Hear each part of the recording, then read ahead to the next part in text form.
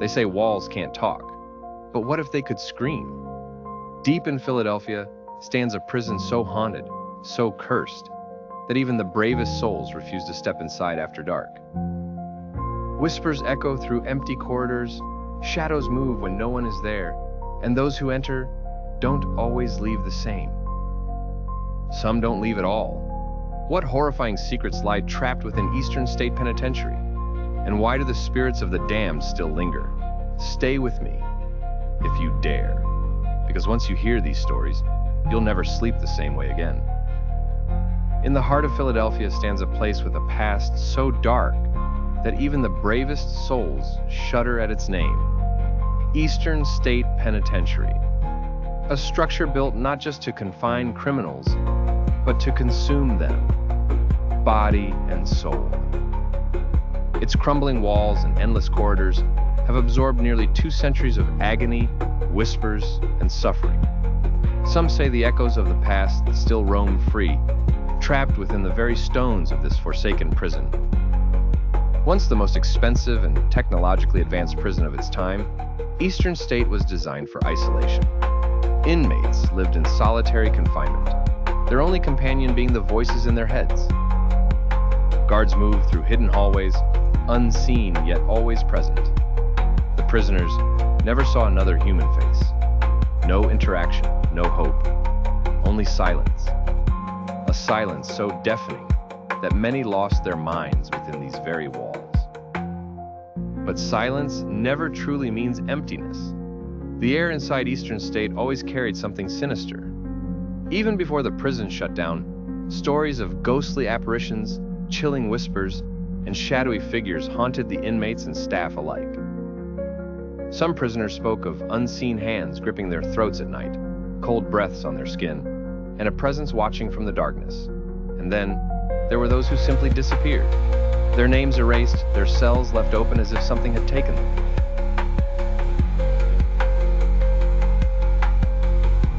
He claimed to be haunted by the ghost of James Clark, one of the victims of the St. Valentine's Day massacre.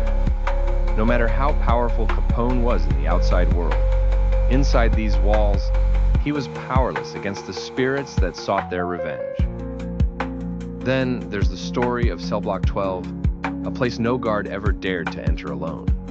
Those who stepped inside spoke of distant, echoing laughter that seemed to come from nowhere and everywhere at once.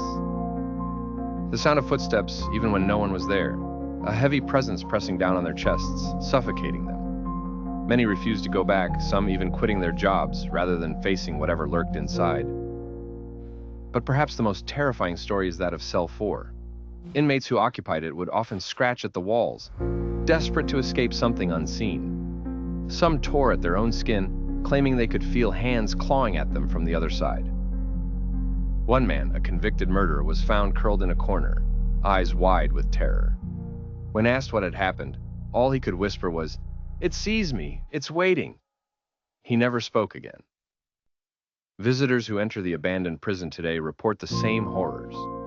Shadows shift along the walls, moving just out of sight. Cold fingers graze the backs of their necks. Disembodied voices whisper their names, calling them deeper into the darkness.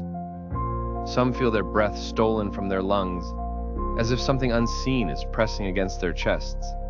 And then, there are those who leave only to find strange bruises appearing on their bodies, as if the ghosts of Eastern State have marked them forever. One paranormal investigator once stayed overnight, determined to prove the hauntings were nothing more than tricks of the mind. He set up cameras, microphones, and motion detectors, ready to debunk every myth. But as the night wore on, the air grew thick with something unnatural. The cameras flickered. The audio picked up voices, faint at first, then louder. They weren't speaking, they were screaming. And just as quickly as it started, everything went silent. When dawn came, the investigator was gone, his equipment left behind untouched. He was never seen again. Is it the weight of the suffering that lingers in the air?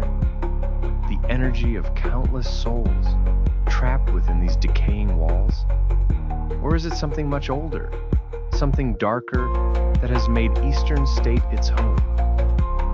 The answers may never be known, but one thing is certain. Those who enter Eastern State Penitentiary never leave the same. Some never leave at all.